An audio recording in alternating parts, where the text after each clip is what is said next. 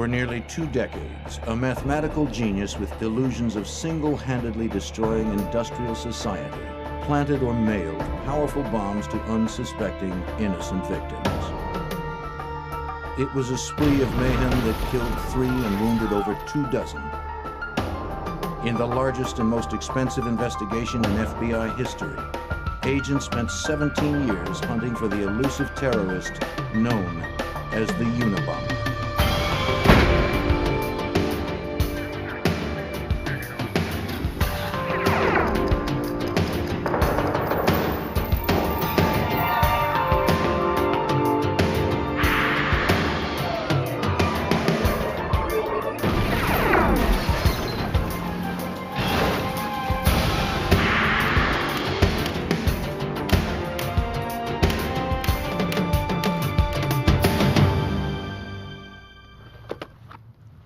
The first bomb came in the spring of 1978.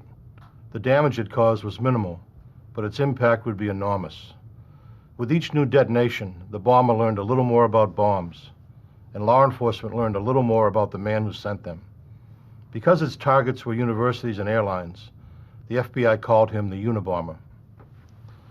I'm Jim Kallstrom, former director of the FBI's New York office. Before we ever knew the name Ted Kaczynski, we knew we were dealing with a disgruntled genius. We just didn't know how smart or how angry he truly was, or how far he'd go. But while the Unabomber was carefully perfecting his bombs, we were refining our profile. It was all a matter of who would finish first.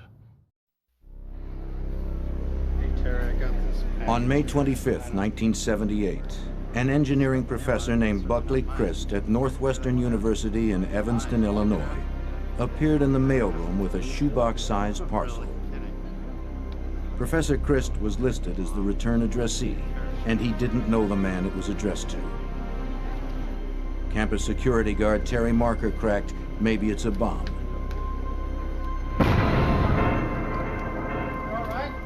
As bombs go, it wasn't much of one. It began a 20-year streak of violence that would stump the FBI and terrorize the nation.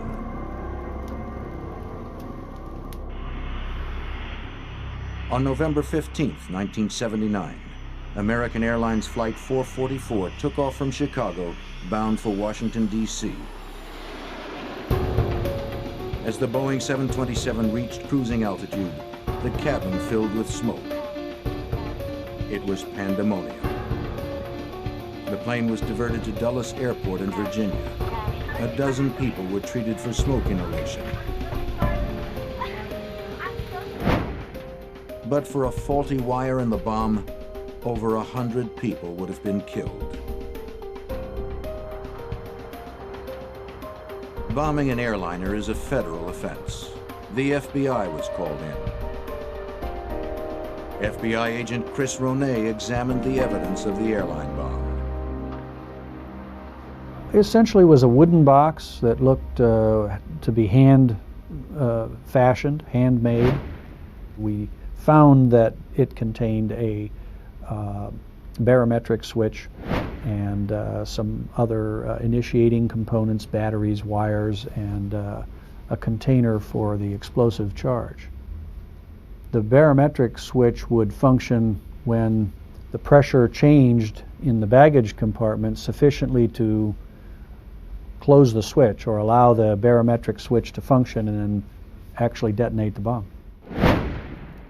The use of an altitude-sensitive barometric switch told the FBI that they were dealing with a serious and smart bomber. Ronay began his inquiries with the Chicago police. He was looking for anything to compare to the airline device. At Northwestern University, a thorough search uncovered the existence of 2 minor and seemingly unrelated incidents at the university. In addition to learning of the device that injured Terry Marker, Ronay learned of another. On May 9th, 1979, another bomb had gone off at Northwestern University, seriously injuring graduate student John Harris. Its design was nearly identical to the first one. But since they were both relatively minor incidents, authorities at the time didn't connect the two. Dismissing those devices as amateurish pranks, the recovered debris was discarded. Working only from photographs, Chris Ronay concluded that all 3 bombs were the work of the same person. There were construction techniques, the way the wood was cut, the way it was put together, the markings on the wood, the way the tape was applied, that is evident in the photographs, was the same as in the previous cases. The pipe bombs, placed inside wooden boxes, were all made of ordinary components: screws and nails and smokeless powder and black tape. The components were homemade and sanded to render them untraceable. Certain components were not crafted as much as fondled and played with and looked at, and you could see they were handled and shaped and reshaped. And it just struck me that somebody spent an awful lot of time on this bomb enjoying putting it together. The FBI realized they were dealing with a serial bomber, one that was passionate about his craft. In the 1950s, a shy, highly intelligent boy from suburban Illinois named Ted Kaczynski skipped a grade in elementary school. He was an introvert, preferring to withdraw into his room to study, especially to study chemistry.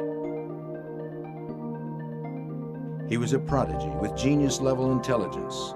His IQ topped 170. He entered Harvard at 16 and graduated in 3 years in 1962. In 5 years, he had received his doctorate from the University of Michigan. As an assistant professor of mathematics at the University of California, Berkeley, Kaczynski was not a popular or outgoing professor. Practically no one got to know him. In 1969, he abruptly resigned. The social nature of his teaching position was too much for Ted. He just didn't seem to fit in. By 1971, Kaczynski had decided to drop out of society completely.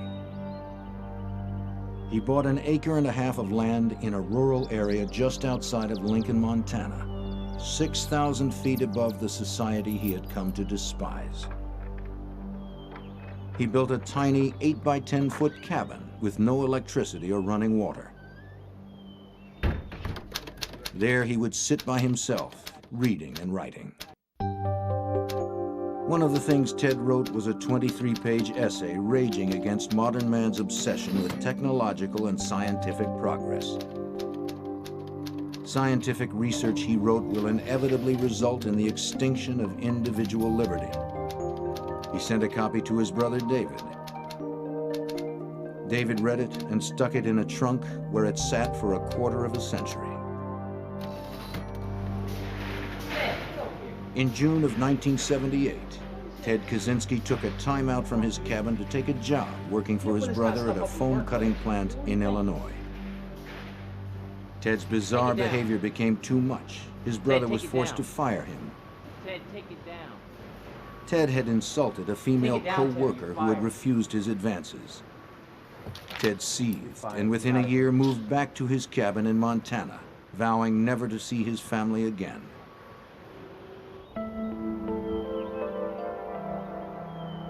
Trying to fit in as a social being was too frustrating for the introverted genius.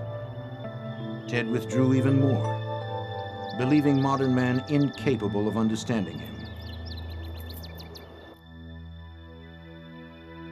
He was starting to see civil society as an obstacle that needed to be overcome.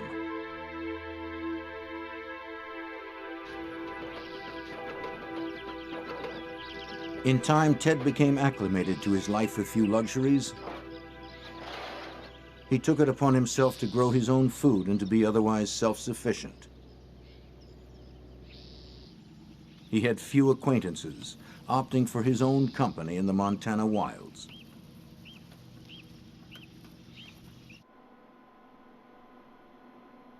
Ted rarely made it into Lincoln. When he did, it was usually to bury his face in reference books in the small-town library.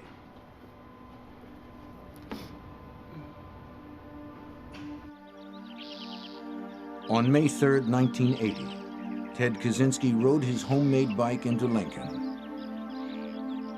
He wasn't going to the library this time.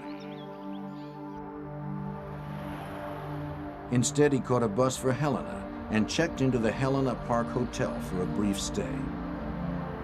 The next day, he headed west. Ted had urgent business that needed tending to.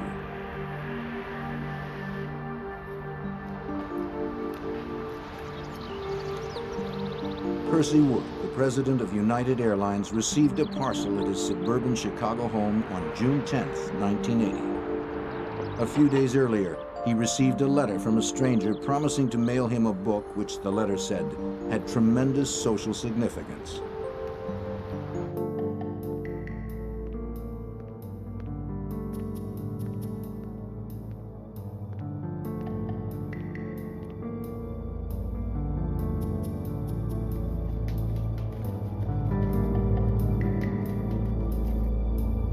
Wood placed the package on his kitchen counter. He opened and retrieved a book, Ice Brothers by Sloan Wilson. Wood was puzzled. Why is this book socially significant? He opened the cover.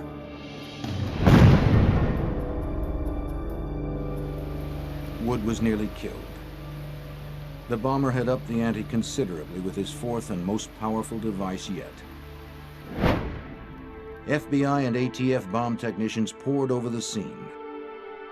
It was quickly identified as the work of the serial bomber. Each bomb so far had been a pipe bomb with similar construction and wiring.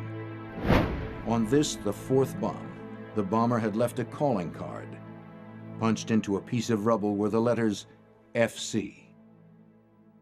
Certainly the initials FC were put in these bombs to be found, clearly protected in such a way that they would survive the blasts. It didn't make any sense to have it in there. It didn't function in any way. It served no purpose except to say, here's my signature, here's an identifying feature. The FBI could only speculate what FC meant. By this time, FBI investigators had already given him a name. He bombed universities and airlines. They called him Unabomb, UN for university and A for airline. Naming him was easy. Finding him would be much, much more difficult.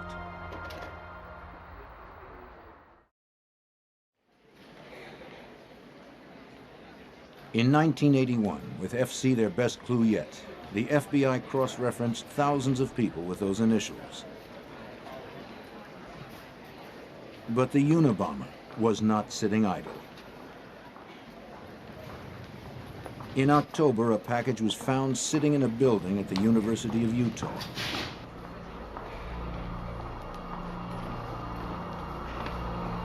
It was a pipe bomb. Fortunately, it was a dud. Investigators now had a device intact. Perhaps a component was traceable. It would take time to find out. The Unabomber remained busy. In the spring of 1982, a package meant for Professor Leroy Wood Berenson blew up instead in the hands of an academic assistant at Vanderbilt University. The bomb was made of the usual materials, with the initials FC on the surviving wreckage. Examiners spent endless hours studying every minute detail of the Unabomb devices. The most bizarre clue suddenly emerged. The last two people specifically targeted were named Wood. Wood played such an important role in every one of the bombs. I mean, it was present in every one of the bombs, even when it didn't need to be. He, in fact, if he didn't have wood in it, he threw wood in it, sticks of wood, just so they'd be there. There were references to wood in addresses and names of people throughout. FBI lab examiner Doug Diedrich of the Trace Evidence Unit is also a wood expert.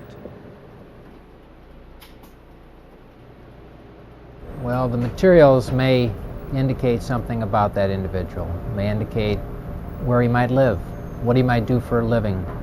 And that's one of the things that I was involved with, especially in trying to determine where these types of woods came from, what geographical area, what part of the country. This approach seemed like a long shot, but the scarcity of clues left investigators with few options. As the FBI investigation intensified, so did the power of the Unabomber's devices. On July 2nd, 1982, Professor Diogenes Angelakos of the University of California, Berkeley, a devoted husband and a popular teacher, noticed a strange-looking object on the floor of the computer science department's coffee room.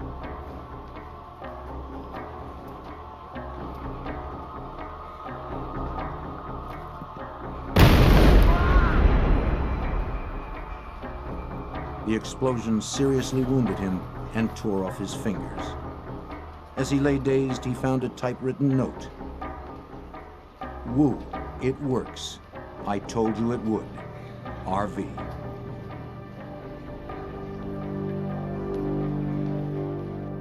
The FBI ran down everyone in America named Wu, and everyone with the initials RV, a monumental, labor-intensive task, but to no avail. The note was a ruse. Another lead surfaced the day following the blast. A custodian who worked in Corey Hall, the building where the bomb exploded, saw a man with a thin mustache and sweatshirt loitering in the hall the night before. The custodian, however, was unable to remember enough details to help a sketch artist make a composite. Angelakos was critically wounded, requiring a lengthy hospital stay. He was no longer able to care for his invalid wife. She died within a month of the blast.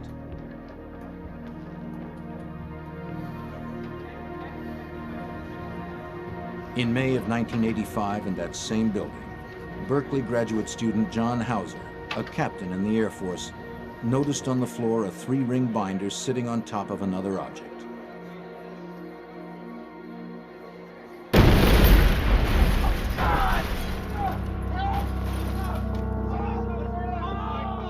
Hauser had just applied for astronaut training.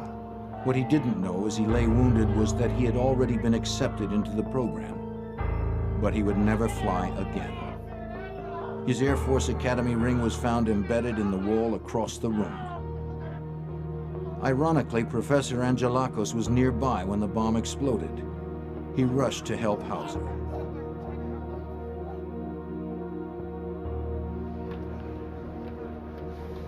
Unabomber-related crime scene investigations conducted by the FBI, ATF, and the United States Postal Service had become frustratingly routine. The recovered bomb components were packaged and sent to the FBI lab for future comparisons. Over the next few years, there would be many such examinations.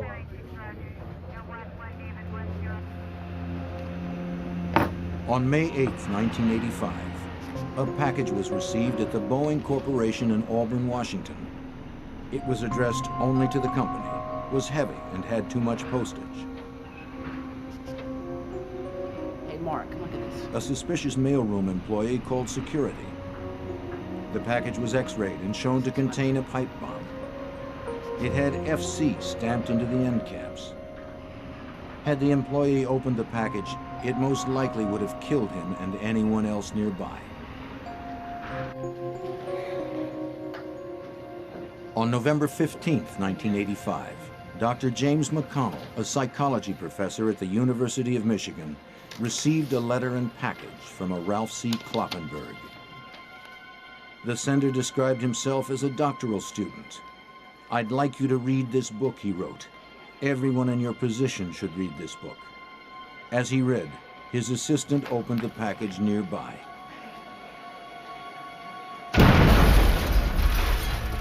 The explosion seriously injured the assistant and blew out the hearing of Dr. McConnell.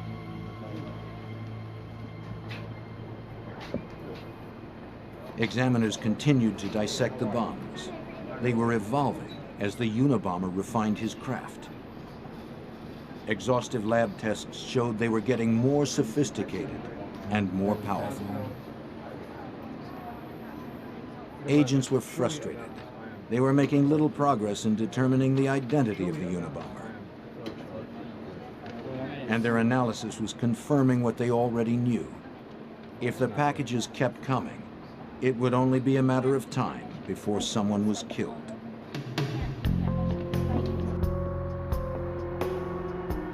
Hugh Scruton owned the Rentec computer store in Sacramento, California. On December 11th, 1985, about lunchtime, Scruton headed out the back door that led to the rear parking lot when he noticed something. It looked like a block of wood with 4 nails sticking out, points up. The explosion was ferocious, blowing a massive gaping hole into Scruton's chest, exposing his heart. The Unabomber was now a murderer. The bomb that killed Hugh Scruton was the most powerful yet. It consisted of a pipe within a pipe and contained all of the same characteristics as the others, right down to the FC stamped on a surviving end cap. The Unabomber investigation was now officially a homicide case. Investigators stuck to their strategy of keeping the details of the case secret, lest the Unabomber learn what they knew, or worse, lest they encourage copycats. Agents were desperate for a solid lead. Ted Kaczynski was always active in his secluded cabin. When he wasn't making bombs, he was writing his philosophy that justified them. For Ted Kaczynski, technological society was a horror, defined by the Earth's destruction and human beings amounting to little more than mindless robots. In Ted's story, anyone who was participating in the human race's dependency on technology was a villain.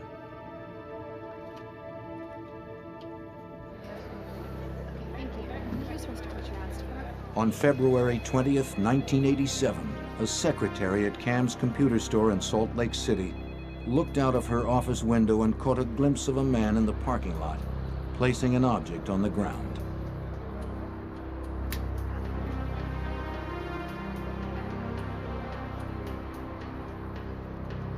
An hour later, the store's owner, Gary Wright, was in the parking lot.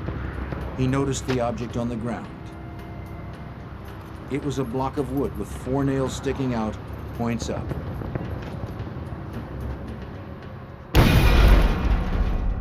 Wright received serious injuries, but miraculously survived.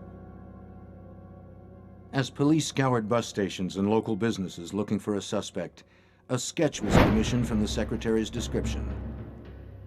It was unquestionably the portrait of a man in disguise. The sketch didn't catch the Unabomber, but in one way it may have worked. Knowing he was seen, the Unabomber seemed to vanish. After 9 years of bombings, Unabomber-related incidents simply stopped after the 1987 Cam's explosion. The investigation had continued, but all available leads had been exhausted. After 6 years of silence, investigators were hopeful that the Unabomber had either been imprisoned on some unrelated charge or died.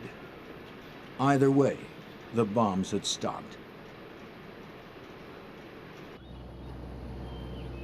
But Ted Kaczynski was neither dead nor in jail. He had spent the last 6 years virtually alone. Content in his day-to-day routine, tending the garden, hunting, writing, and visiting the library, Ted always managed to stay on top of current events. In 1993, after a 6-year hiatus, several highly publicized events propelled the Unabomber out of retirement. The fiery siege at Waco, Texas, between the ATF and the Branch Davidian religious cult, and the bombing of the World Trade Center created a violent political environment. The Unabomber would return in a fit of violence of his own.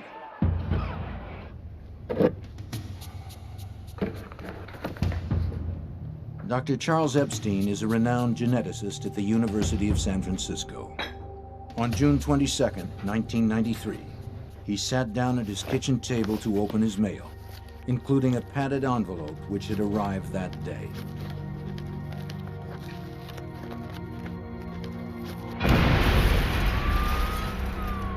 The blast critically injured Dr. Epstein.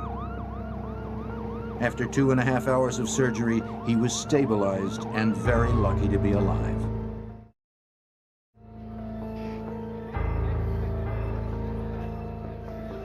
Two days later, on June 24th, Dr. David Galernter, a prominent computer scientist at Yale University, arrived early at his office to open his mail from the previous day.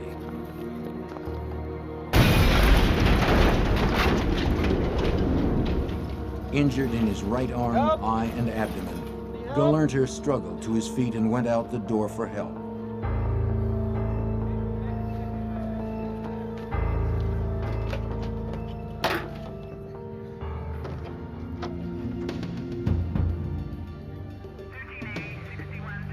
The FBI quickly determined that the Epstein bomb and the Galernter bomb were identical. Pipe bombs filled with potassium chlorate and aluminum powder. Both devices had been placed inside a handcrafted wooden box.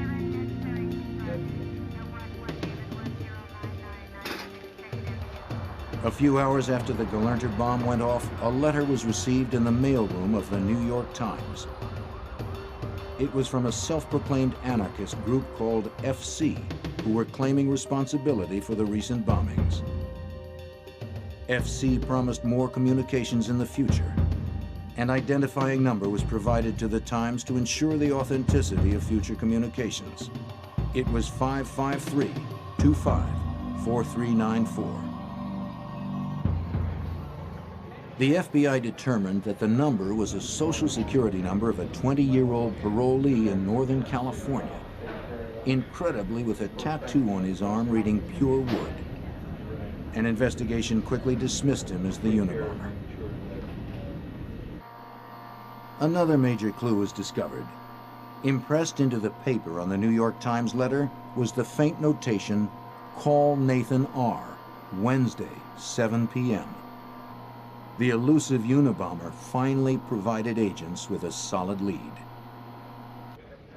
The FBI talked to over 10,000 people whose first name was Nathan and whose last name began with R. The exhaustive search turned up nothing. It seemed the Unabomber loved sending the FBI on wild goose chases. The Times ran the letter, which sparked public interest. It also drew the FBI into dozens of false leads.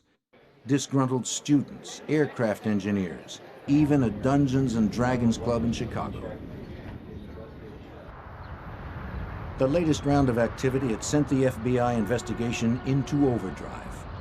A Unabomb task force consisting of FBI, ATF, and postal inspectors was formed to coordinate investigative efforts. Jim Freeman was the head of the FBI's San Francisco field office. He would also head the multi-agency Unabomb task force.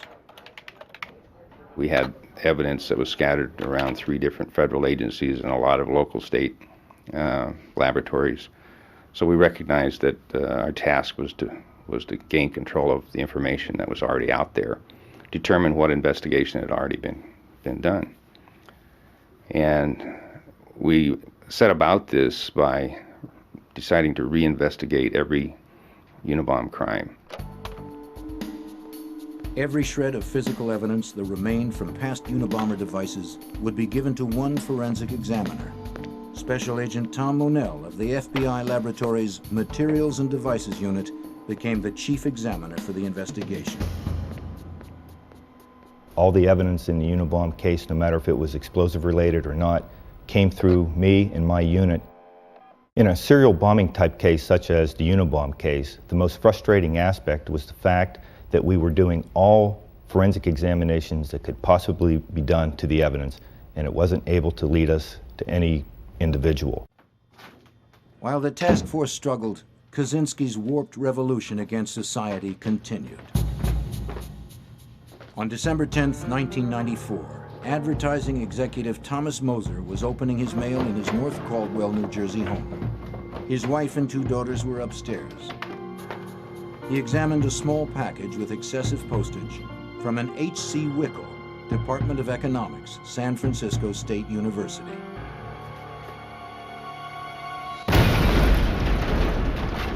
The explosion was the most gruesome yet, instantly decapitating Thomas Moser. With every previous device in the Unabomber investigation, Agent Monell was able to reconstruct a replica, working only from the debris recovered from the various crime scenes. Signature of the Unabomber. As with the 15 bombs he had reconstructed, this one was unquestionably the work of the Unabomber.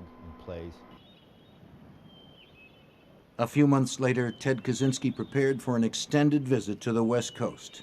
This trip would be his busiest to date.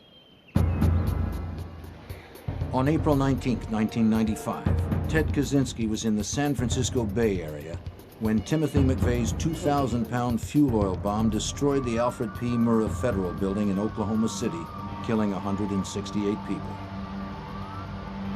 Ted would not let his agenda be eclipsed by the devastation in Oklahoma.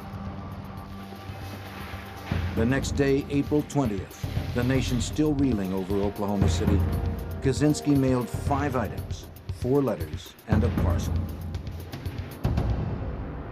Within a few days, the mail arrived back east. First was a letter to the New York Times. FBI Special Agent Terry Turchie was second in command of the Unabomb Task Force.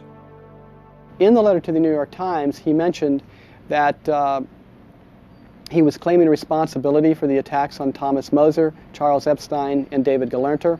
He also mentioned some of his goals and objectives and said that he was thinking of sending a manuscript or essay and that he wanted them to consider publishing that essay. And if they did, he would make an agreement to cease committing terrorist acts.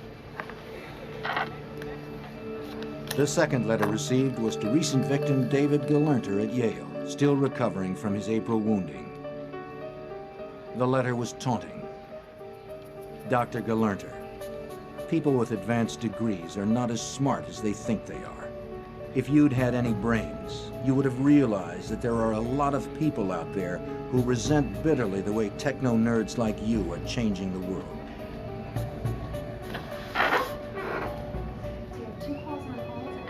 On April 25, 1995, a package arrived at the California Forestry Association addressed to its former president, William Dennison.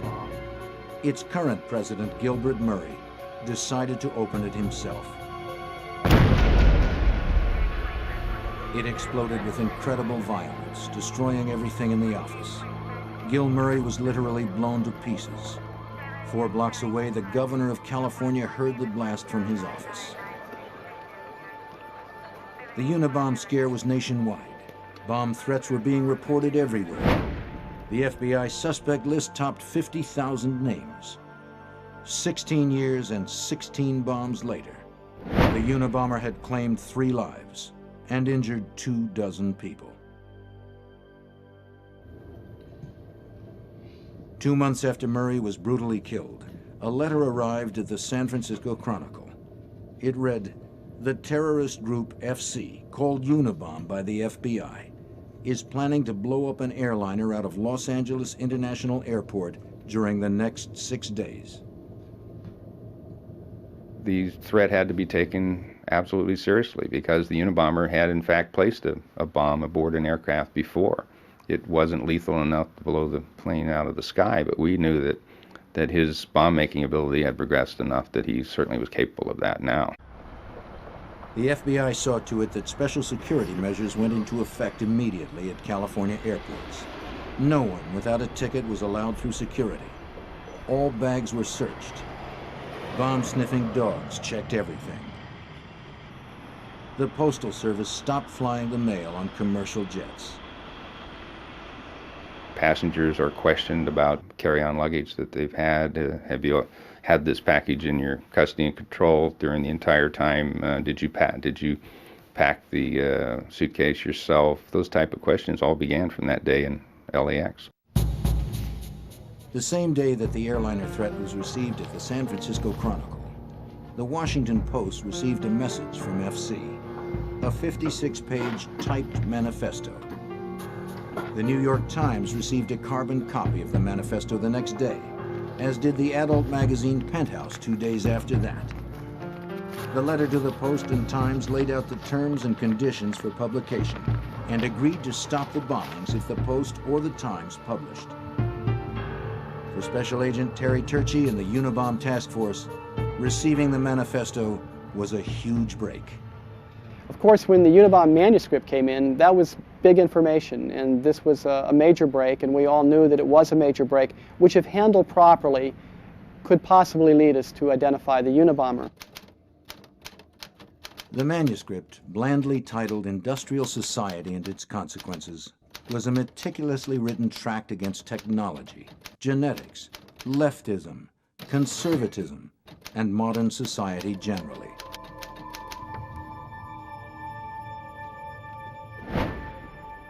The FBI had many items of evidence collected from years of investigating this case. They needed to generate just one solid lead, one that could hopefully break the case wide open. Freeman thought the answer lay in publishing the manifesto. We very much were in favor of publishing it because after reading the manifesto, it was clear that someone had put their philosophy that had evolved over a number of years within the pages of this thing. It was recognizable. Somebody in reading this, we hoped, would read it and say, I remember that guy. He was sat next to me in class at such and such a university. After some public soul searching and discussions with the director of the FBI and Attorney General Janet Reno, the Washington Post, and the New York Times, the decision was made to publish the manifesto. The manifesto appeared in a special section of the Post on September 19, 1995. By early 1996, Ted Kaczynski's brother David had been doing some soul searching of his own. The news reports that the Unabomber had connections to Chicago, their boyhood home, as well as to Berkeley and Salt Lake City, nagged at him. He got a copy of the manifesto and began reading. He read it in the hopes of erasing the idea that his brother was a killer. What he read sent chills down his spine. He recognized the language and content of the manifesto as being similar to that of writings by his brother Ted. David dug up as many old letters and writings of Ted's as he could find and compared them to the Unabomber manifesto. Both had employed the unique phrase, cool-headed logician. David was distressed, but not yet convinced.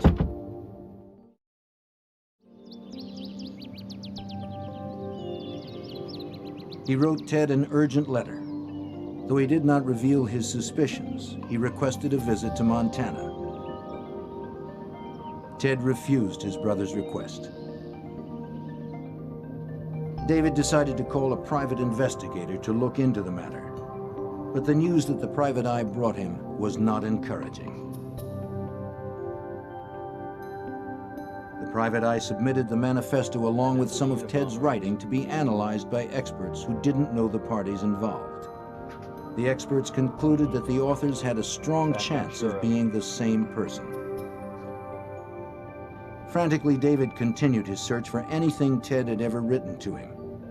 In an old trunk, he came across the essay Ted had sent him back in 1971. David could no longer hide from the reality that his brother might be the Unabomber.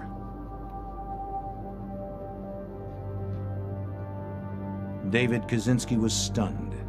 The 1971 essay David had unearthed was eerily similar to the Unabomber manifesto. Torn by the prospect of turning in his own brother on the one hand and endangering lives on the other, David Kaczynski made a gut-wrenching decision. Through his attorney, he contacted the FBI about his brother. In February of 1996, David Kaczynski told task force members of his suspicions. He gave a detailed accounting of Ted's life, where he grew up, where he went to school, and where he now lived. He then turned over the 1971 essay. And then we were able to do a side-by-side comparison between that document that was prepared many years before to the current copy of the manifesto, and it was very clear to us, many of us in the task force, that the similarities were more than coincidental. The FBI analyzed the essay and found over 160 examples of similarities with the Unabomber manifesto, including common phrases and misspellings. The list went on and on. After 17 years, the FBI had its first major suspect, Ted Kaczynski. Dozens of FBI agents quietly slipped into the small town of Lincoln, Montana. The FBI kept careful surveillance on Kaczynski's cabin as they laid out the case for a search warrant, hoping that the Unabomber would not strike again in the interim. By the beginning of April, enough information had been uncovered to justify the warrant.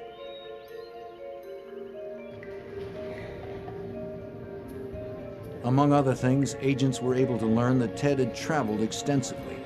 Hotel records showed that he was always on the move immediately preceding a Unabomber event.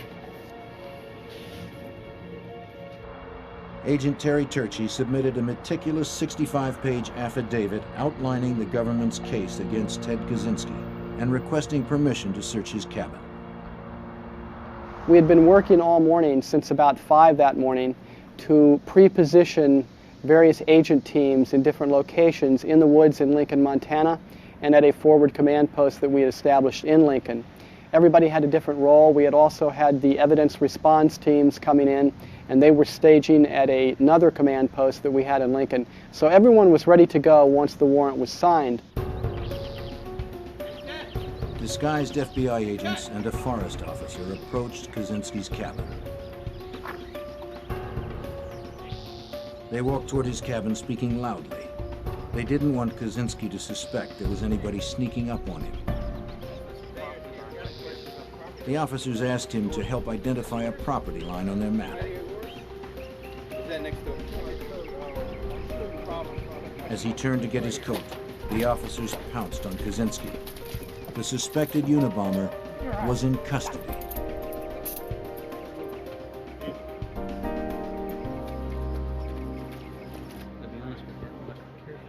Kaczynski was immediately taken for questioning to a temporary forward command post.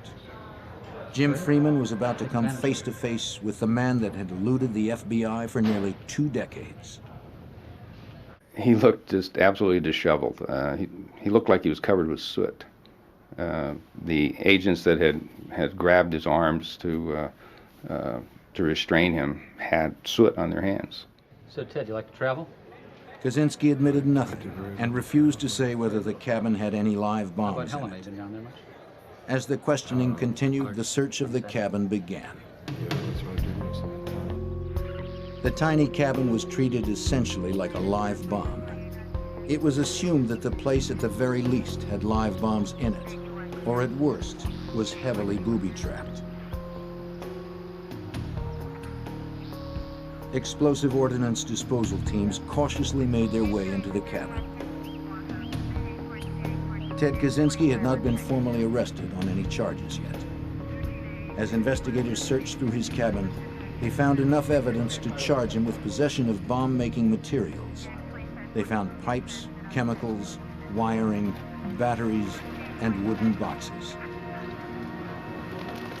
This charge would allow agents to hold Kaczynski until a more thorough search could be conducted. FBI Special Agent and explosive expert Donald Sockleben was responsible for quickly gathering evidence in order to obtain the arrest warrant. He rushed to Helena to petition the judge. Sockleben had been working on the Unabomb case for years. I think it was on the ride back to Helena that night when Pat Webb and I, who had worked on this for so many years, just sort of looked at each other and realized that maybe this was the beginning of the end, that we really did believe that night, if we hadn't believed before, that we had in fact caught the Unabomber. Ted Kaczynski was detained overnight until formal arrest charges could be brought the following morning. He was led through the streets on national television, looking every bit the part of an eccentric hermit. He was presented the next day before a judge in Helena on a charge of possession of bomb-making equipment. The search of the cabin continued. The room was a gold mine, but a dangerous one. Each container, each book, each binder needed to be X-rayed for explosive devices. It was clearly going to take a long time to search the tiny cabin. The evidence being slowly hauled out of the cabin was damning. A series of 3-ring binders with page after page of detailed bomb designs which matched the bombs used in many of the Unabomb explosions. Explosive powders of the type used in the bombings. Aluminum ingots and aluminum shavings on the floor, crucial bomb components. There was the infamous hooded sweatshirt and sunglasses. Agent Thomas Monell, the expert on Unabomb devices, was also inside the cabin. The other evidence located in the cabin were electrical components and wire that were consistent with the majority of the Unabomb devices. We found a improvised or a homemade flip type switch that was literally identical to 3 switches that were used in earlier bombs. After almost 2 full days, the search came to a sudden stop. A package was found. It was wrapped like previous bombs with a return address on it. All it awaited was a victim's name and address for the front. It was X-rayed and determined to be a live pipe bomb. Special Agent Sockleben had to handle the crisis. Well, from the X-ray, it looked very similar to the last bomb that had been placed, the one that killed Mr. Murray in Sacramento. We were able to safely remove the box from the cabin and take it down the hill to where we set up a site to deal with the bomb. The search slowly continued in the days ahead, and more damning evidence was seized. In addition to bomb-making paraphernalia and chemicals, agents also seized letters, notes, diagrams, and the Unabomber Manifesto. One irrefutable link between Ted Kaczynski and the Unabomber remained: the typewriter used for the manifesto. The typewriter that had been used to type the manifesto wasn't found until literally the last day of the search, which took 4 or 5 days. It was literally in the bottom of the last box that was opened. It had taken 11 days to search an 80-square-foot room, but the FBI's careful approach had paid off. The man who had killed, maimed, and ruined lives, all the while taunting the FBI, was caught stone cold. On April 14th, the entire cabin was hoisted onto a flatbed and hauled away for further examination. The charges against Kaczynski had been upgraded. On June 18, 1996, Ted Kaczynski was indicted in Sacramento on 10 counts relating to Unabomber activities. 1 charge in the death of Hugh Scruton, 3 charges in the wounding of Charles Epstein, 3 charges in the maiming of David Galerner, and 3 charges in the death of Gil Murray. That day would have been Gil Murray's 48th birthday. New Jersey authorities filed more charges for the death of Thomas Moser.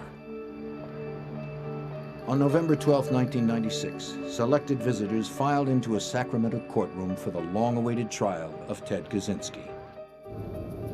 In the front row was Ted's family, brother David, and his mother, Wanda Kaczynski. As Ted entered the courtroom, he turned his back angrily on his family members and never acknowledged them. Opening statements were about to begin when Kaczynski stood up and said he wanted to change lawyers. After a few days, the judge ruled that Kaczynski would have to undergo psychological testing. Federal prison psychiatrist Dr. Sally Johnson spent many days with Kaczynski. She concluded that Ted Kaczynski was mentally ill, but was competent to stand trial. The government's case against Kaczynski was overwhelming.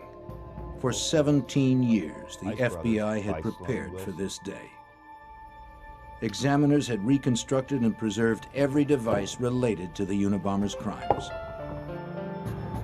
With Ted Kaczynski's arrest, they were now able to establish an irrefutable link between him and the Unabomber. Ted's desire for solitude would no longer be self-imposed. With no options, he pled guilty to all Unabomber-related crimes. He was given 4 life sentences plus 30 years. He would never be eligible for parole. For Agent Terry Turchi, the Unabomber investigation shows the FBI's determination to never quit until justice is served, no matter how long it takes.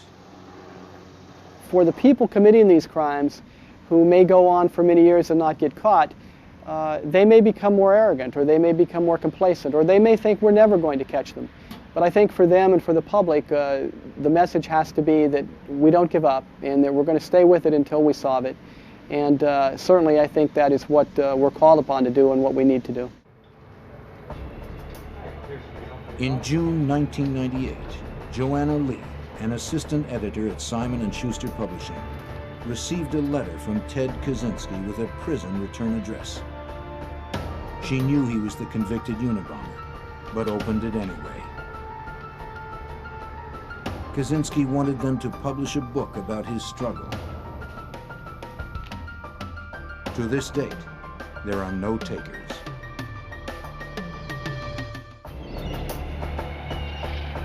Biloxi, Mississippi. A quiet southern town with a burning core of corruption. In 1987, its secret burst violently to the surface,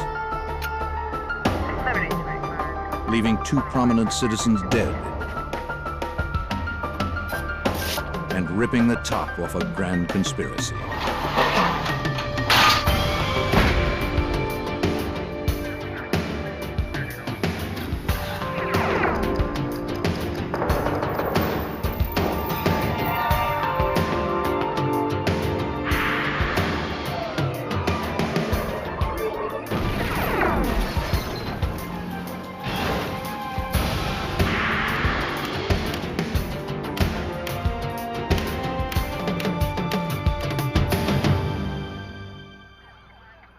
On Mississippi's Gulf Coast, a judge and his politician wife are murdered in their home. The killer left few clues. It looked like a professional hit, and the investigation led nowhere. But the FBI refused to give up. I'm Jim Kallstrom, former head of the FBI's New York office. Until we could prove that federal laws had been broken, our hands were tied. It would take years to break the conspiracy of silence and reveal the tangled tale of corruption.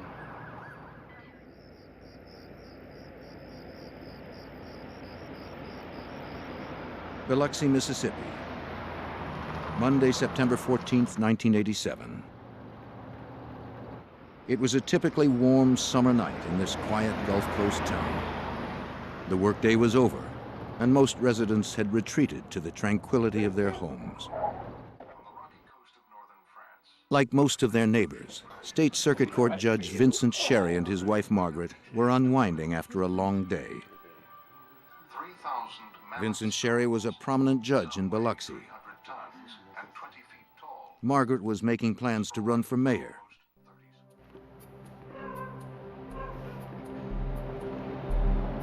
Both were fixtures at Biloxi's social and community functions.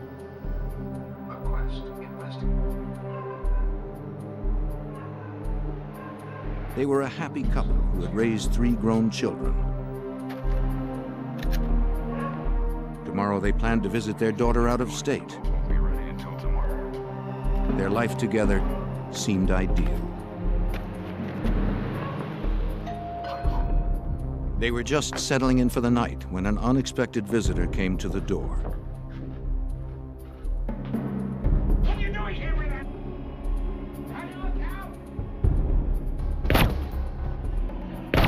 And brought their perfect world to an end.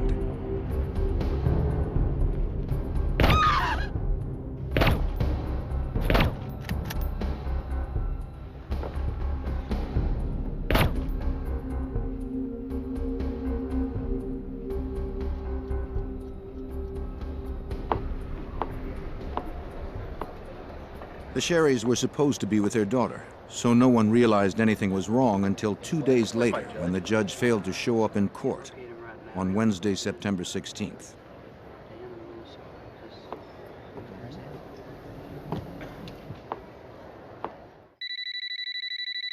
Calls to the Sherrys' home went unanswered. I'm sorry we can't take your call, but leave your message after the beep.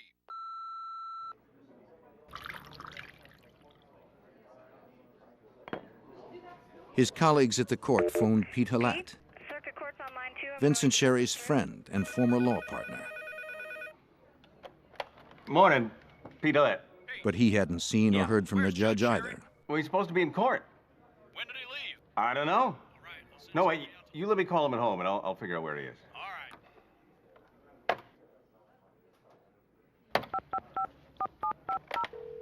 After he left a concerned message on the Sherry's answering machine, Halat felt he'd better check on his friend personally. Oh, I got the machine. Judge, it's Pete. They're looking for you in court. Is everything okay?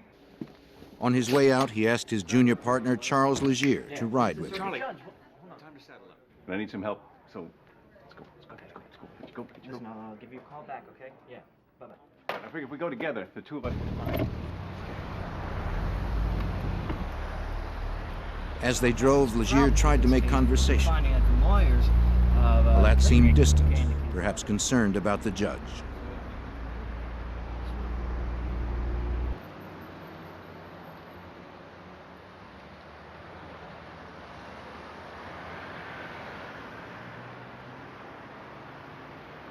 Both of the Sherry's cars stood in the driveway.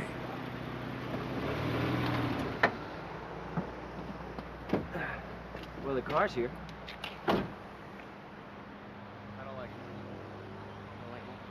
Well, his car's here. He's supposed to be in court. Halat asked Legier to go to the house, while he asked a neighbor if she'd seen the couple. Just go ahead.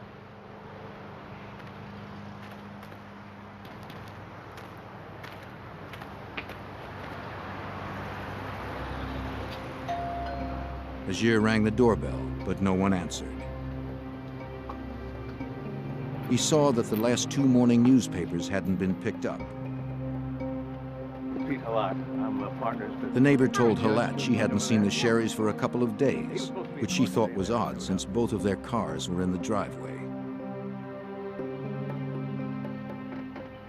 When Legier tried the Sherry's door, he found it unlocked. Something wasn't right. Hey, Pete! Pete! That's unusual.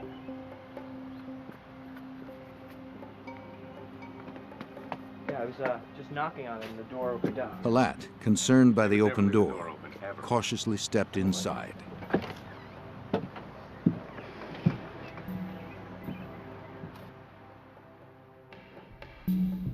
A few steps in, he made the gruesome discovery.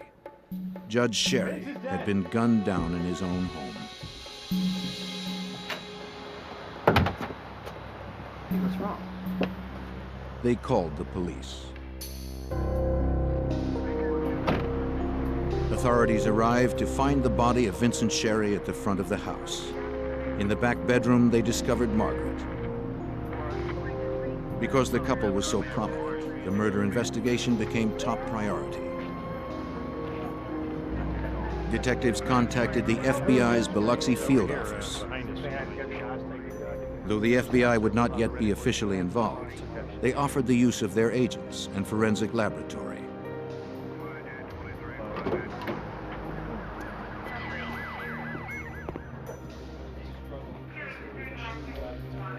Inside, the police began scouring the crime scene for clues.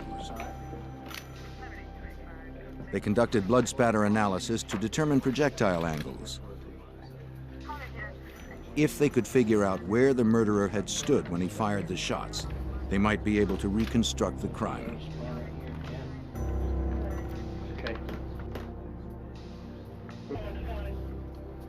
Inspector Robert Burris, a crime technician with the Biloxi Police Department, helped process the scene. He discovered a possible clue in the den. There was blood trailing from his feet, actually going down between his legs a little ways, back to where he was laying. There was blood spatter on a double sliding glass door that was right beyond his head. And further examination in this room, I found some small pieces of foam rubber. Burris didn't see where the foam rubber could have come from. 3 shell casings, you want to get those? A search of the house led him to one conclusion. Now this foam rubber had to have been brought into the house. We examined every piece of material in this house, in every room of the house, all pillows, mattresses, everything else. There's no foam rubber tore up in this house. It was brought into the house. It does have gunshot residue on it. And basically about the only way it can get there is for a bullet to be fired through it. For Burris, the significance of the foam rubber was obvious. The killer had used a homemade silencer. Investigators dusted for fingerprints, but found none of any value. They found 9 spent .22 caliber shell casings from a semi-automatic pistol, as well as the bullets used to murder the Sherrys. The position of the shells indicated that the shots had been fired in rapid succession. But most striking was how well the killer had covered his tracks. Nothing at the scene pointed to the killer's identity. So what do you He think? did his job well, and his mission was clear. The lack of evidence in this house, such as items stolen, a struggle occurring, the absence of forced entry, no ransacking going on in the house whatsoever. A person came there for one thing, that was to kill the 2 Sherrys. Special Agent Keith Bell from the Biloxi FBI field office agreed that this was a professional job. The Sherrys had been assassinated. The crime scene appeared to be very limited as far as evidence remaining, which meant it was well planned, well executed, and professionally done. A small caliber weapon had been used. The foam rubber indicated that perhaps a silencer had also been used, and the Sherrys had been shot in the head, so it seemed to be a very professional job. A multi-agency task force was assembled with Special Agent Keith Bell among its members. Investigators would spend days processing the crime scene.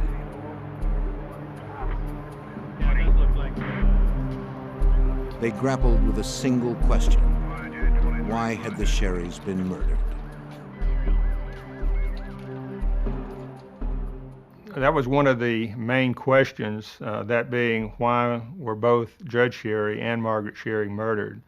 Because it was fairly obvious that Judge Sherry could have been killed during his morning or afternoon jogs around the neighborhood. So it was a real mystery why Margaret had been killed. Investigators believed the answer might lie in the controversy over Biloxi's future. Some civic leaders hoped to transform the sleepy southern town on Mississippi's Gulf Coast into a flashy resort where casinos would attract tourist dollars. But with strip clubs already established in town, Margaret Sherry felt Biloxi's small-town charms were threatened. And the casinos would attract a criminal element. As a candidate for mayor, she had made powerful political enemies by trying to keep gambling out. Agent Bell wondered if Margaret was killed to silence her protests. Margaret had been so outspoken politically in the community. She was known to be anti-gambling. And if elected mayor in 1989, she had planned to close down the remaining strip clubs in Biloxi. So there was always the possibility that she might have been the target, rather than Judge Sherry. The task force would investigate Margaret's political enemies, but first, they'd question the Sherrys' friends and neighbors. Someone in the neighborhood must have seen something. But even people who'd known the Sherrys for years were reluctant to talk. fearing the specter of Biloxi's emerging criminal underworld.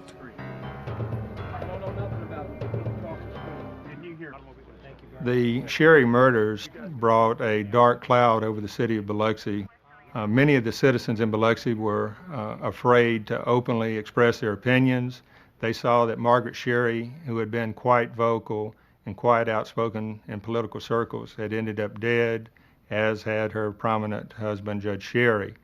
So many citizens, after these murders, were hesitant even to be interviewed by FBI agents or by local police officers because they basically did not want their names tied into anything to do with this case. If people wouldn't talk to the authorities, perhaps they would talk to Lynn Sposito, the Sherry's daughter.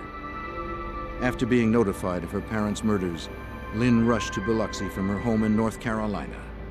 Determined to find justice, she questioned everyone in the neighborhood. One family friend gave her a crucial piece of information. He described a suspicious car and driver in the neighborhood on the night of the murders.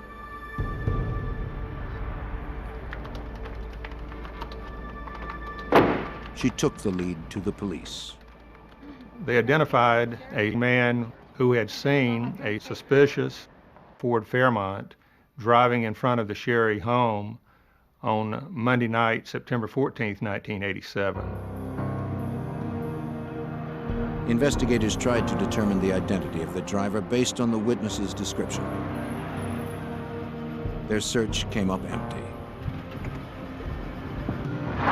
But a few days later, not far from the Sherry's home, investigators found an abandoned car, a Ford Fairmont.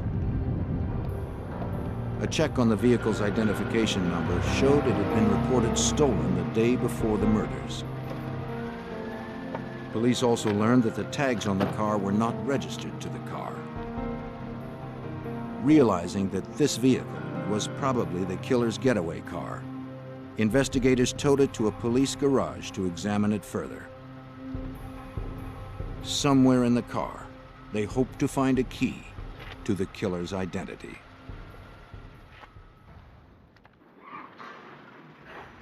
Less than a week after the brutal murders of Biloxi couple Vince and Margaret Sherry, investigators received their first promising lead. They recovered an abandoned car, matching the one witnesses described seeing the night of the murders.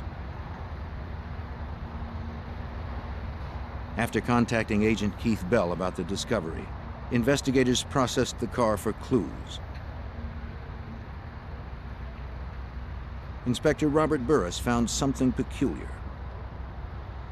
I was processing this vehicle, and one of the things I noted, the dome light had been dismantled and the bulb taken out of it. In other words, if you open the door, you ain't got no light. Both of the sun visors were in the down position. Whether you're riding around daytime or nighttime, you ain't gonna be able to see the people's face in it very well. Investigators believed more than ever that this was the car used by the Sherry's killer. Anything found inside it was labeled, packaged, and shipped to the FBI labs in Washington, D.C.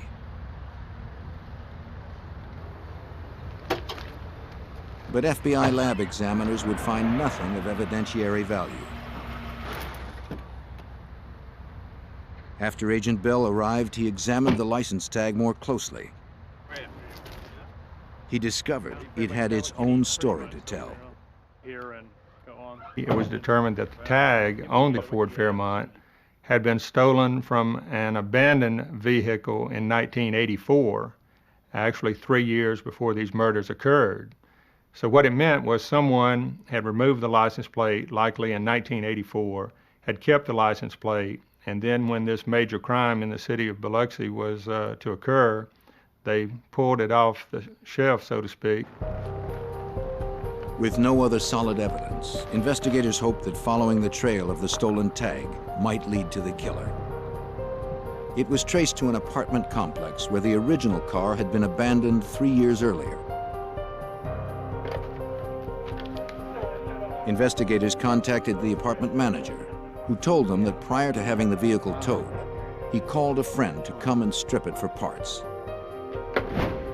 The manager's friend was a man that agents knew by name and reputation, Biloxi locksmith Lenny Sweatman. He was the last person to be seen near the car. Sweatman belonged to a loosely organized group of criminals the FBI was investigating in connection with another case. The group was known as the Dixie Mafia. FBI agent Keith Bell had connected the car used in the Sherry killings to Lenny Sweatman. Now, Bell wondered if the Dixie Mafia was linked to the Sherry murders. If Sweatman had a part in it, Bell believed that other Dixie Mafia members couldn't be far behind. He began looking into Sweatman's associates.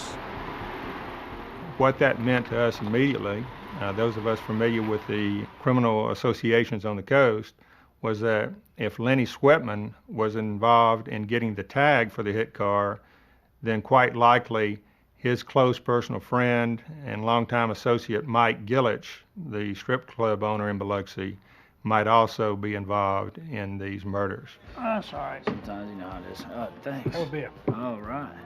Gillich, who owned 3 strip clubs in Biloxi, was well known to local law enforcement. He was currently under investigation by the FBI in connection with a Dixie Mafia operation known as the Lonely Heart Scam. See, he gets to him. But Special Agent Bell needed a thread that connected the 2 investigations together. He started by familiarizing himself with the Lonely Heart Scam. It was run out of Angola prison in Louisiana by a man named Kirksey Nix, the incarcerated kingpin of the Dixie Mafia. No, the first model. Nix would run ads in gay magazines, asking for money to help fictional gay men get out of trouble with the law. Through the scam, Nix was hoping to generate enough money to solve his own legal problems. He was serving a life sentence for murder. From his jail cell at Angola, he coordinated what we've been referring to as the homosexual scam, which generated hundreds of thousands of dollars from individuals around the country, as well as some people in Canada. With this money, he intended to buy his way out, or attempt to buy his way out, of his Louisiana prison sentence. Believing that they were helping gay men out of trouble, people who read the magazine ads would wire or mail money to a nearby Western Union. Nix would then call his contact on the outside, Mike Gillich. Yes. Gillich would then dispatch his bagman to retrieve the money. Right.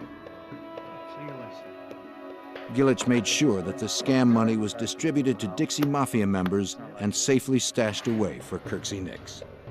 Take care. In the coming months, investigators developed more evidence in the Lonely Heart scam, but still had no direct link between these conspirators and the Sherry's killers. A year into the investigation, the murder case threatened to stall.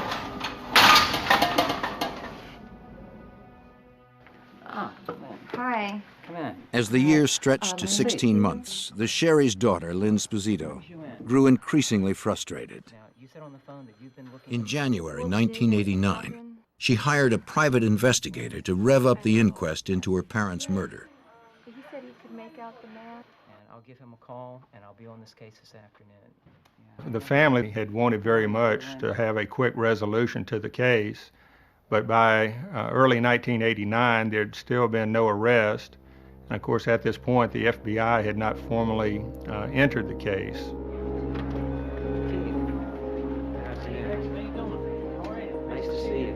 The lack of official FBI involvement hampered Bell's investigation. So when the private investigator paid him a visit, Bell welcomed his assistants, hoping they could share information. The 2 were old acquaintances from the private investigator's days in law enforcement. Since Agent Bell was unable to act officially, the private investigator would pursue a lead that looked promising. He would interview another Angola inmate. The private investigator and Bell hoped the inmate at Angola could finally link the Lonely Heart scam and the Sherry murders. He met with all the right people, and because of his knowledge of the Dixie Mafia and from what he had learned from law enforcement authorities on the coast, he did go over to Angola and did talk to the right person over there.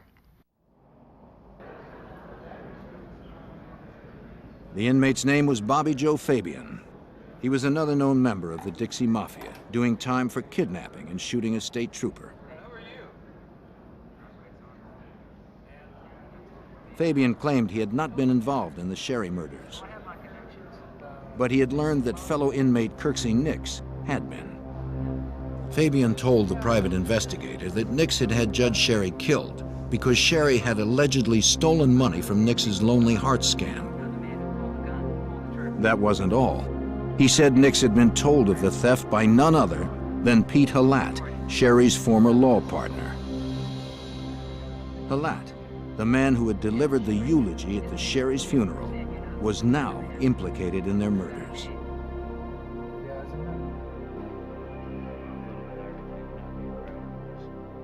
Halat officially represented Nix on legal matters, but Fabian said Halat's role in the Lonely Hearts scam was criminal, not legal. Halat was one of the people receiving money from Nix for safekeeping through Mike Gillich's bagman. Don't forget to pick up next week at the other place. And the ties between the outlaw and the lawyer went deep. Kirksey Nix's girlfriend and accomplice, LaRae Sharp, worked in Halat's office.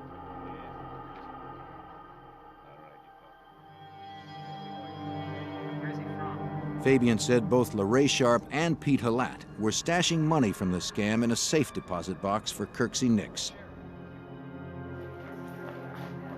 And he said the amount had reached 6 figures. Thanks to Fabian, the link between the murders and the Lonely Hearts scam had been made.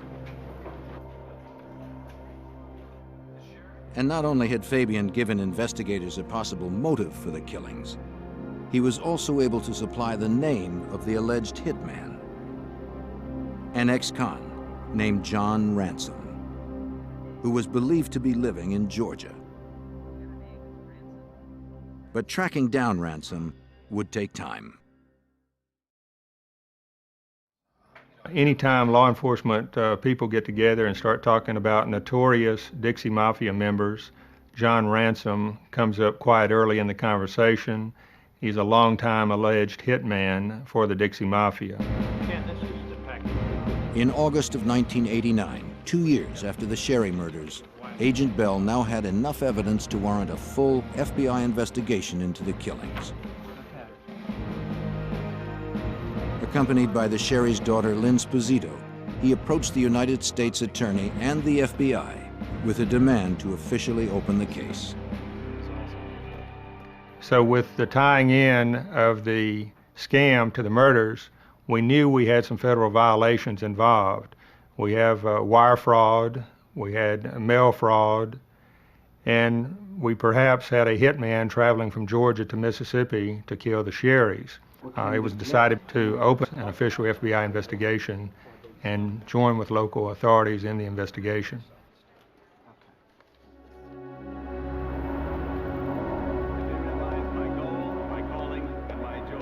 By now, however, suspect Pete Halat, Judge Sherry's former law partner, had been elected mayor of Biloxi. With a key suspect in such a high position, investigators encountered new roadblocks. It became very difficult for the FBI to share all of its information with the local authorities. We are not saying that the local police were corrupt. What we are saying is that Mayor Halat put his own people in as Director of Public Safety and as Police Chief, so we were somewhat circumspect on what we shared with local authorities during that time period. In August of 1989, as investigators attempted to unravel the truth about the Sherry's murders, informant Bobby Joe Fabian made a surprise move. He told his story about the Sherry murders to the TV news. Fabian hoped that by bringing attention to himself, Kirksey Nix would be less likely to have him killed for cooperating with authorities. Along with the report, the station broadcast a mugshot of John Ransom, the alleged hitman in the Sherry case. When Charles Legier, Pete Halat's junior partner, saw the photo, it surprised him. He recalled seeing Ransom outside the Sherry Halat law offices a few weeks before the murders.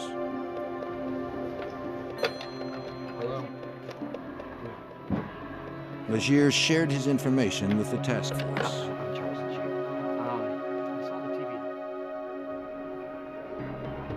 Major Randy Cook of the Harrison County Sheriff's Department took Legier's statement.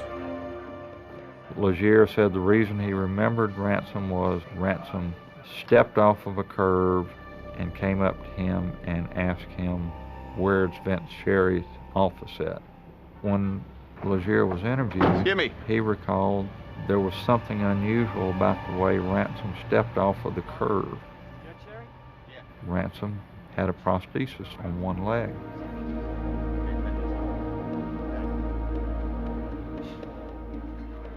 Investigators learned that Ransom was now in a Georgia prison, serving time for another murder. When questioned about the Sherry murders, he refused to cooperate. As Cook further questioned Legier about the day he and Halat had found the bodies, an important detail emerged. Legier remembered that Halat had walked into the Sherry's living room, seen Judge Sherry's body, and said, "Vince and Margaret are dead." Cook relayed this to Agent Bell. What was interesting was that Margaret's body was in the far back bedroom of the residence, and according to Chuck Legier, Pete Halat did not have time other than to briefly enter the front of the house and would have no way of knowing that Margaret's body was also in the very back bedroom. In October of 1989, 2 years after the murders, Agent Bell knew Halat was involved, but he still lacked enough evidence for an arrest. Even so, he felt it was time to confront Mayor Halat. It would be a quiet warning, man to man. And I let Mayor Halat know that I thought his knowledge of the Sherry murders was much greater than what he had shared with law enforcement authorities up to that point.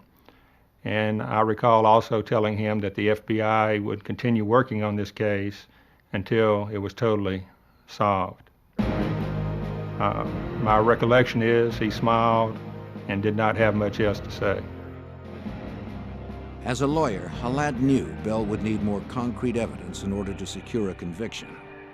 What he likely didn't realize was the depth of Bell's commitment to bring him to justice.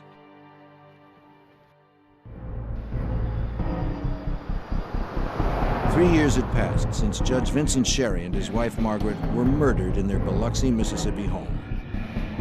FBI Special Agent Keith Bell had connected the killings to members of the Dixie Mafia and to Judge Sherry's friend and one-time law partner, Pete Halat. The alleged triggerman, John Ransom, was refusing to talk.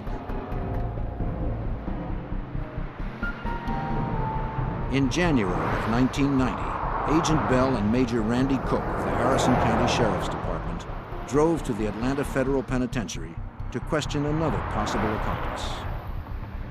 This is Special Agent. A man named Bill Rhodes. Rhodes, a known associate of John Ransom, was willing to cooperate. He told them that in early 1987, Ransom had contacted him about driving the getaway car in a crime to take place in southern Mississippi. Ransom had said a judge would be murdered and that the pay was $10,000. There were certain promises made to Rhodes by Ransom that I know certain people in Biloxi that if you'll help me on this and you'll have the run of Biloxi anytime you want it. So in March of 1987, Rhodes went to Biloxi and met with Ransom and a man named Pete. It was Pete who specifically asked Rhodes and Ransom to do the hit. Rhodes said he also met with Mike Gillich, the Biloxi strip club owner, who would supply the money once the hit was done. But 5 months later, before they could do the job, Rhodes was arrested on an unrelated bank robbery charge. And Ransom got cold feet, afraid Rhodes would turn on him. The information helped the case inch forward, but Agent Bell and Officer Cook still felt that Ransom held the missing pieces. Another year would pass without much progress.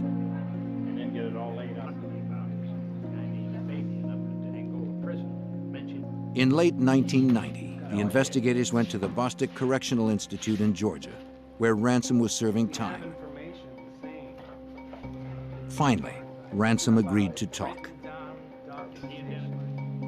He admitted that he delivered a .22 caliber pistol to Lorraine Sharp, Kirksey Nix's girlfriend. But Ransom insisted that he did not do the job. Based on what Ransom said, Lorraine's involvement was starting to look bigger than simply stashing scam money in a safe deposit box. All finished? Finished, thank you. Through his contact with Sharp, Nix learned that the investigation was heating up. He worried that his girlfriend might talk, so he tried to head off the problem by putting out a contract on her life.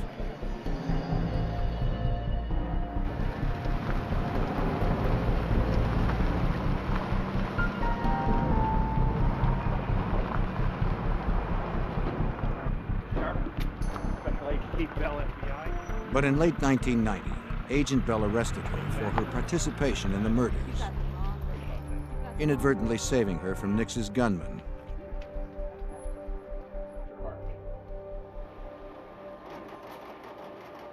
During a polygraph test, Sharp denied her involvement in the Lonely Heart scam and the Sherry murders. But the machine called her bluff. When Bell and his team added her statements to their existing stacks of evidence, they were ready to bring indictments against several key players. Mike Gillich, John Ransom, Lorraine Sharp, and Kirksey Nix were charged as conspirators in the Sherry murders. Notably missing from the list was Pete Halat. The case against Halat would have to wait until they had enough evidence for a murder conviction. For now, the FBI would look to convict the others on conspiracy to commit murder. So many of the questions came up, why didn't y'all indict Pete Halat early on when you indicted everybody else?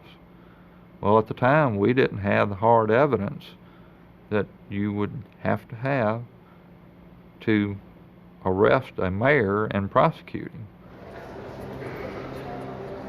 The conspiracy trial produced several key witnesses that would help investigators piece together the complex scheme.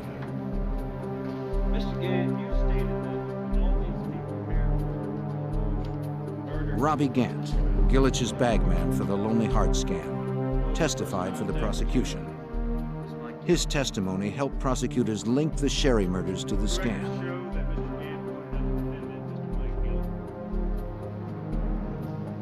All 4 defendants were found guilty. Nix was given 15 years in addition to the life sentence he was already serving for murder. Gillich also received a 15-year prison term. Ransom got 10 years, and Lorraine Sharp 1. Hey, you for it. Get your hands on order in the court.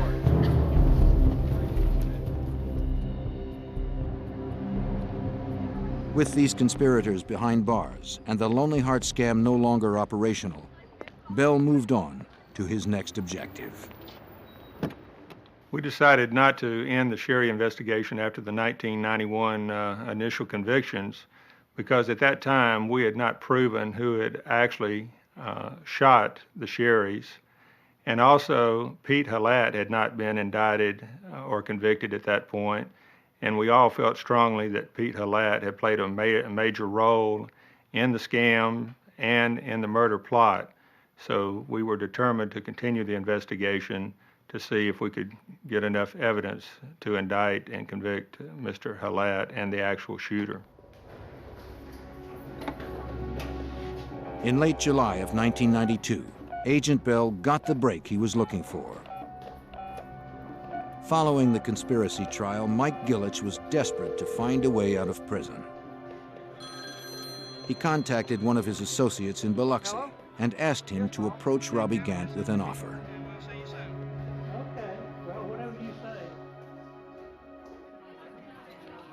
Gant told Agent Bell about it. And the associate had offered Robbie Gant $20,000 if Gant would recant his testimony against Gillich and sign a false affidavit stating that he had been threatened by me to testify against Gillich, to testify falsely against Gillich. Gant agreed to wear a wire and get the offer from Gillich's accomplice on tape.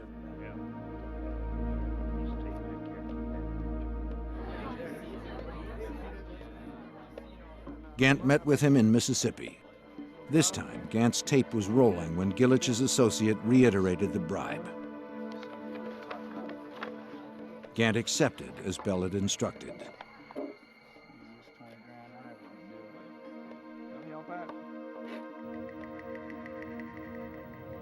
Now, Bell had the evidence he needed to turn up the heat on Gillich.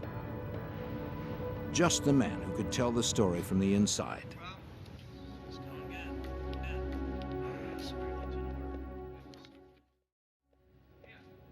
By 1993, 6 years after the double murder of Vince and Margaret Sherry, FBI agent Keith Bell had put 4 members of the Dixie Mafia behind bars.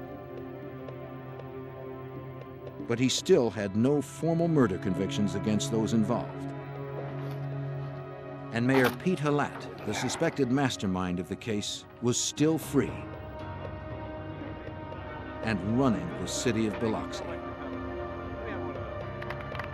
In fact, the year before, Mayor Halat had broken ground on the city's first big casino.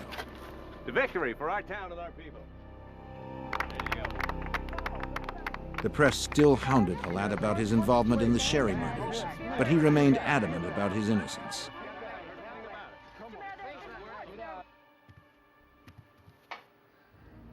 Bell continued to work his plan.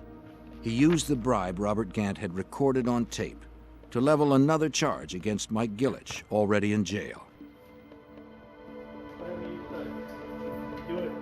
Now Bell indicted Gillich for witness bribery and witness tampering for trying to buy off Gant. And that did the trick.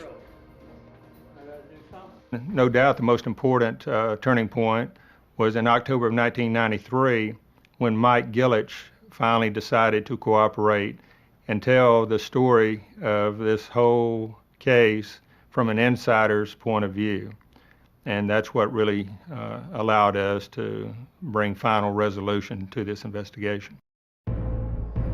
After the years of painstaking work Bell had spent on the case, it was a satisfying moment. Finally, it seemed his patience and ingenuity were paying off. Gillich was in no hurry to accrue more jail time. Bell's relentless pressure had persuaded him to cut a deal before the bribery trial even began. The Dixie Mafia member would tell what he knew about the murders. Mr. Gillich has... Maybe now, Bell could get the convictions he knew were long overdue.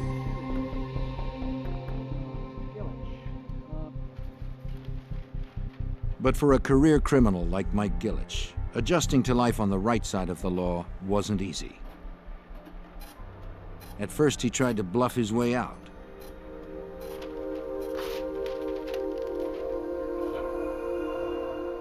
Of course, it always takes some time, a period of weeks, to develop some degree of trust and to be able to communicate with someone like this who, for the first time, has decided to leave his lifelong role as a criminal and start cooperating with the FBI.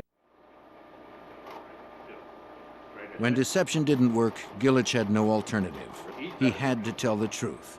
Now, for the first time, Bell heard the story from an inside source. Gillich knew all the details. Mike was the center point. Mike knew Kirksey Nix. Mike knew Pete Hallett for years. And in fact, when Kirksey Nix was looking for an attorney over in the coast area to represent him on various matters, Mike Gillich introduced Nix into Pete Hallett.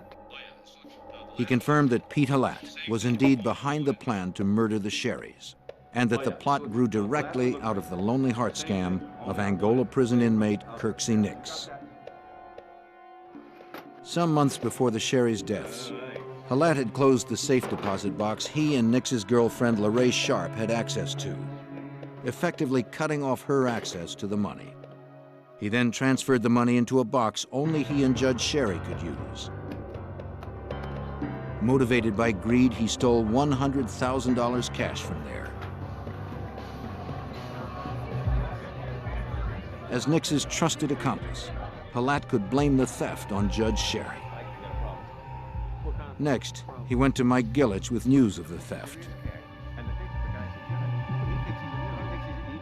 Mr. Gillich stated that Pete Hallett approached Mr. Gillich himself in late 1986 and told Mr. Gillich that much of the money was missing, supposedly around $100,000. And Mr. Hallett blamed Judge Sherry for taking the money. Mr. Hallett knew that Kirksey Nix would be very furious about this.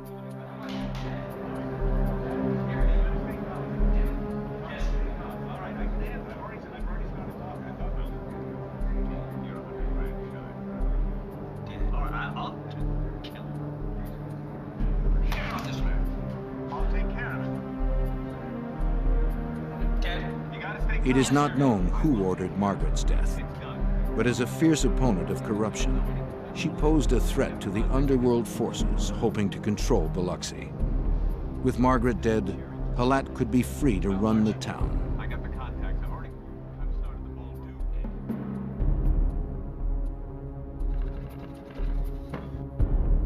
Gillich said that he and Hallett planned the murders. Ransom and Rhodes provided the murder weapon. But when they passed on doing the hit, Gillich found a replacement. A Texas-based petty criminal named Thomas Holcomb.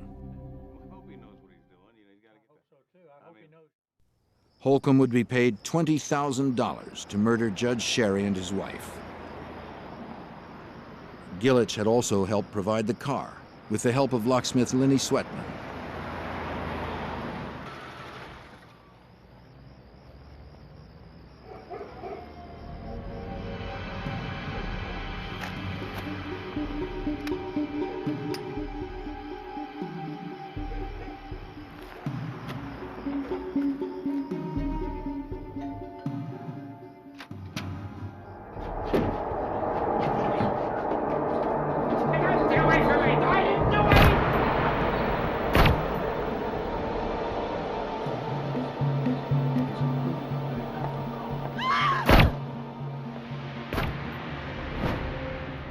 In October of 1996, agents arrested hitman Thomas Holcomb in Texas on murder charges.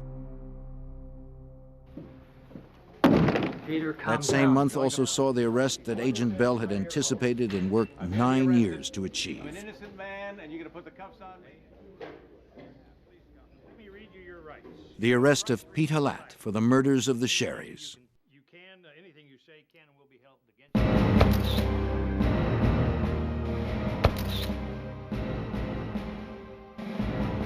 Kirksey Nix and LaRae Sharp were indicted on 52 counts, including fraud, money laundering, and murder. Hallett was tried and convicted in the summer of 1997, a full decade after the crimes were committed. He was sentenced to 18 years in federal prison. Also tried and convicted were Kirksey Nix and Thomas Holcomb, the hitman. Both were sentenced to life. LaRae Sharp, Nix's girlfriend, got 5 years. I think a lot of citizens in Biloxi now realize that there are a lot of dedicated professional law enforcement people who will do everything they can to protect the community and work hard to solve major crimes. Perhaps the legacy, you might say, of the case for the criminal element is that they realize after seeing this case that they can commit a crime one day and think they're getting away with it a year later, but it could come back 10 years later and get them. While the Sherry's killers were finally brought to justice, Margaret Sherry's dream of a Biloxi free of gambling was never realized. Instead, Biloxi has become a resort town filled with casinos and neon lights. The sleepy southern town is gone forever, along with the woman who lost her life trying to save it.